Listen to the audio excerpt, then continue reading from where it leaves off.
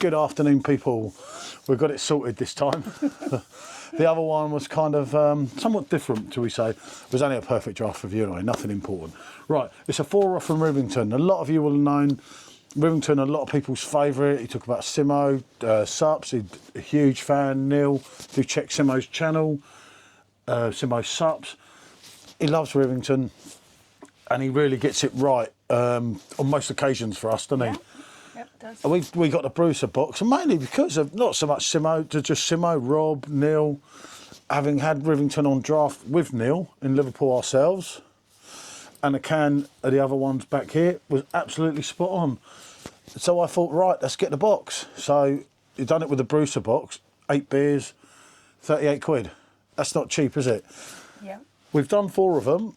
This is the second 4, and the first 4 are on 2 different reviews. Do check them out with other ones in it. They're not good.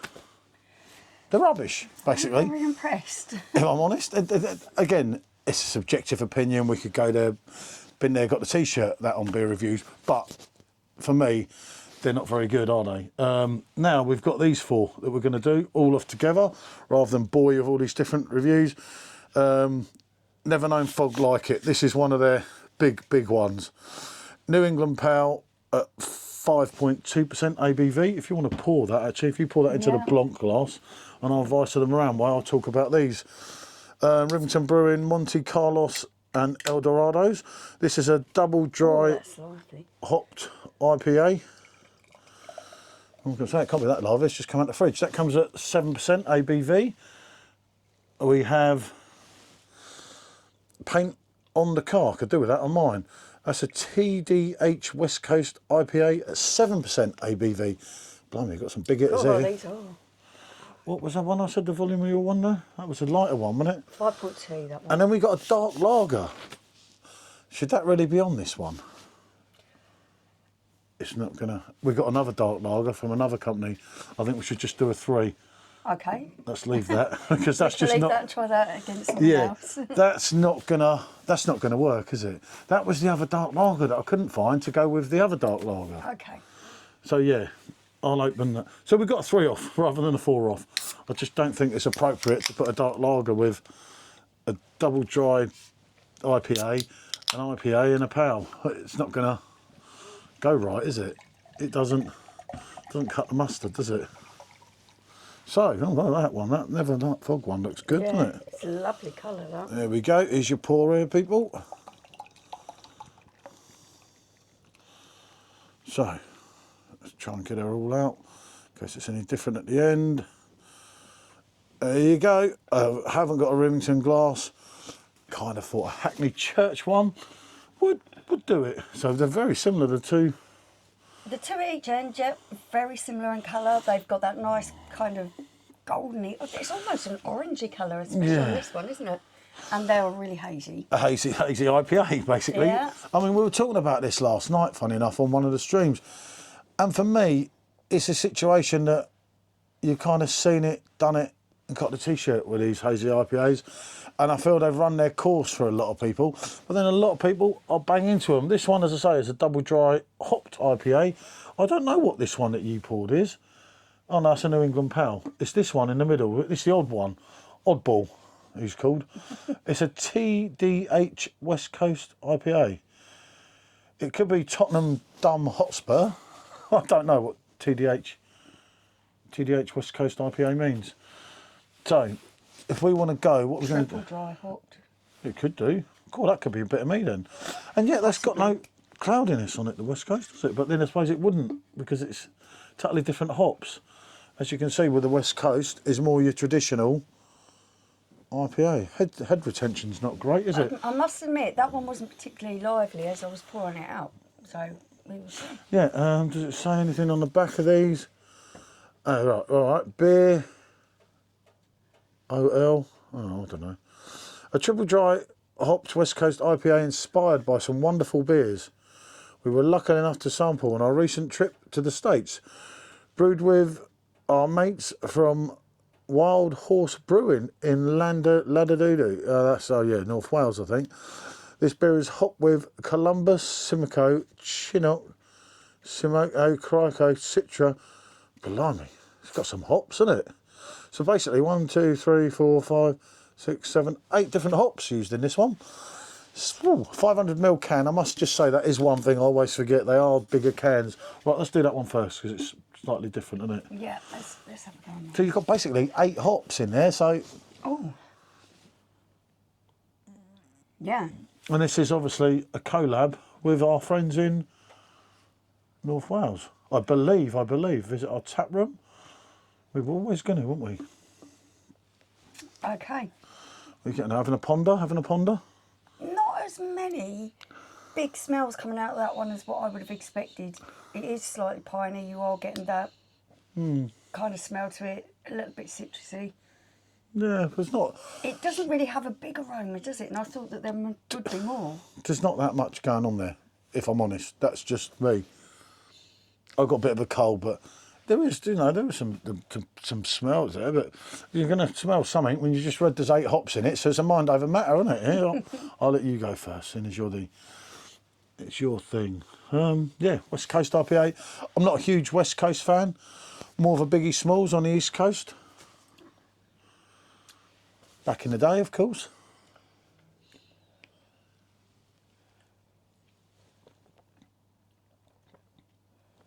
Oh, blimey. It's hoppy.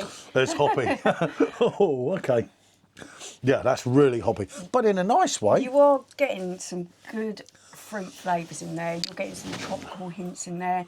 You were picking up on some of them big citrusy notes. And then bang. And then bang, you are getting a real hoppiness on the end of that one. And it stays, doesn't it? Yes, I can still taste it now. lingers around in your mouth. But it's really nice. Holds. I like the balance on that one. I think you'll between like that. The fruity, citrusy kind of taste that I'm getting, and then that hoppy, dank kind of pininess at the end of it.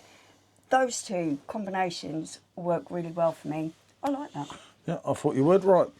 Monte Carlo and El Dorados, a double dry hopped IPA at 7% volume. A double dry hopped IPA brewed with El Dorado, Nelson, Kaiser, Montanga, Brewer, blah, blah, blah, okay. Yeah, okay. It's another one. More my thing, if I look at that. I don't know about the 7% ABV. These things blow your head off, don't they? You see, I'm not getting a lot. How strong was that one? Only 5.9, wasn't it? Or That was 7. 7. Whoops, okay. I'll have to say the alcohol was really well hidden in that, because I would have said, like you, yeah, about 6 I would have given put that up. Oh yeah, you'll like that. Don't worry about pondering it. We're already on 8 minutes. That's why I'm hurrying up. I'm thinking, oops, we go too far, no one's going to watch it, even at this time. That's you. There is something slightly smoky about this. I thought you'd really like it.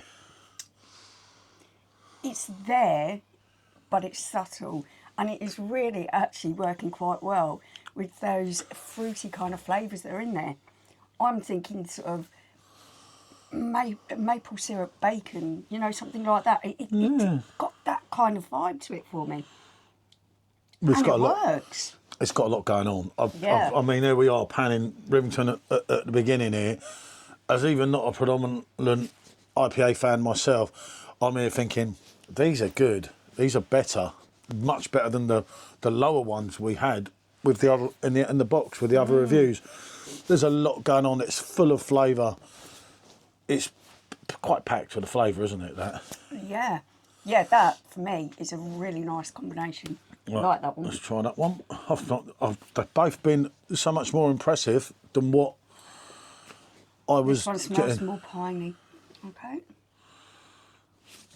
Do you want to try and go through them at least again, just to give a proper, as you can see, do excuse the Blanc 1664 glass, but again, loads of fruit coming off that. I'm not sure what you're going to think of that one. That's very dank at the end. God blimey, yeah. Okay. It's got that real dank pininess at the end, which is, I'm finding, kind of being the predominant taste of that. Yeah. Kind of any fruit or citrus or anything that I would expect to have a bit of a burst is hidden. Yeah, compared to the other two, and it's only my opinion that I say I'm no expert on anything, especially not these. it's kind of lacklustre, that one. Yeah. After the other two, if that makes sense. It's like, it's there, but it's not jumping out at you. And there's nothing there that's that great to jump out. Makes sense? Yeah, kind of. I like a really dank pininess to these types of drinks, but I like them to have a real burst of fruit That was only to kind of 5.2. balance that off. Yeah. And it's certainly a different power. Normally on a power out, you've got fruit flavours going all the way through your palate. There, it's like you're getting a mumbo jumbo mix of, I don't know, and I know that's one of their popular ones. That for me, even on first saying, is a definite no-no. Now the other two, they've hired the bar somewhat, haven't they, compared to the other rubbish, the other ones we had by them. I'm going to go back in on this that one. one. I'm going to agree with you on that one. I find that it's lacklustre, as in there's not a lot of complex flavours in there. There's not a lot going on. I'm just getting that piney dankness on it and not a lot of anything else. It's basically the weakest link out of the three. We don't me. need to go back on that one, do we? I just tell from taste to taste. For me, I could drink it, but it's not brilliant. Yeah, solely not got a lot of taste to it. There's definitely not a lot going on. The lights are on, you know. That's got a nice balance. It is really hoppy. It's got that vibe about it, but the fruit flavours are there. That's quite citrusy, that one. Yeah. That one's halfway like life and death. Yeah, That is like, I'd agree with you yeah. there. And at 7%, as you said on the first taste, That's well hidden. What did I read about this? Was the one with all enough? Yeah, this was the collaboration one, wasn't it? That's decent. I can't go against that one. It's this first one that's really caught my imagination. You know, gammon with maple syrup. You're a vegetarian. It has that kind of salty, smoky, kind of bacony kind of taste to it almost. And then the sweetness that's there, if you sort of glaze it in maple syrup or something. Oh, it is. It really has, because it's such a different But it is quite nice. combination Yeah. for me. It's an interesting one. I can really smell it. The paint the car though, I think is still in the show here. Again, both these 7%ers are well hidden. This is another 7%. You know, the lights are on here, but you're not getting your 7%, are you? No, definitely not. Definitely not.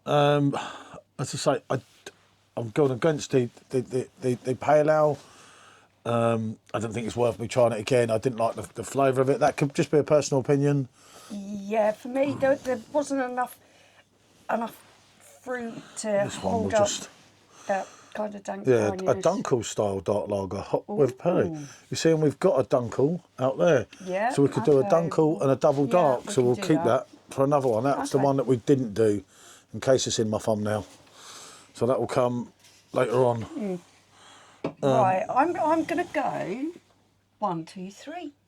I was really quite taken aback with this. It wasn't what I expected. The flavours in there are really kind of original, and you're like, oh, that is something really different. And it works. The balance in there is really nice. I like it. 2, 1, 3. Yeah. Paint the Cart, I really like that, which is weird because, as I said, I'm not a huge fan of West Coast IPAs. I never have been. I found some of them really, whoa. That's got a really good citrusy vibe about it. That's decent. Yeah. That's decent. As I say, it's kind of like Life and Death for me. It's actually probably, if I'm honest, I'd say it's like Life and Death, but with more A little complexity. Bit, yeah, a little bit to more it. warmth to it. Yeah, yeah, as I say, and I just wouldn't have thought that. Quite surprised. The first one, the Rivington that she liked the best one. I'm not going. Then Monte Carlos, Carlos Amigos, s'il vous plaît. Was good. Yeah, was good. I'm going to do a little bit of research with that, with the flavours that I'm getting from it, because it just kind of blew me away. I didn't expect it to taste the way it tastes. So, yeah, it was good. It's always good when you're halfway impressed, isn't it? That's why I left the dark lager out for the reason that Yeah, it wasn't going to. it's not going to go with these. And we yeah. do have a UK brewed Dunkel, which like this is, and another dark lager, so we can do a triple We can. of some lagers, which makes it worth doing, doesn't it? Right, I said we weren't going over 10 minutes, but this really hasn't have. gone to plan. There was quite a lot to talk about. Do apologise. Been as quick as we can without too much crap about Robbie and so on and doing everyone's head in. Bonjour, everyone.